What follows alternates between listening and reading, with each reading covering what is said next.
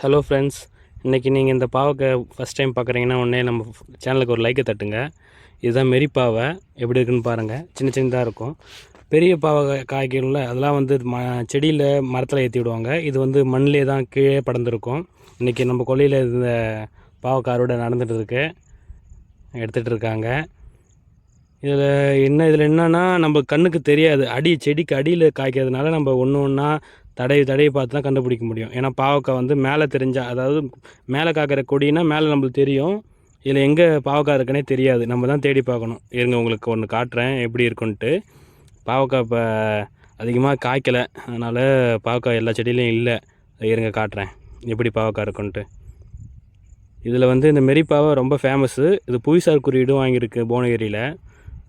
இந்த வீடியோவில் உங்களுக்கு இதோ இருக்குங்க. இந்த வீடியோ பாருங்கள். இதாங்க, இப்படி தாங்க பாவக்காய் இருக்கும். அதில் இதே நம்ம கொஞ்சம் பெருக்காம விட்டால் ஒரு 4 நாளில் பழமாக மாறிடும்.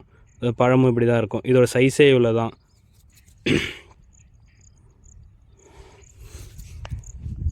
கத்தரே நீ பாடு சகரே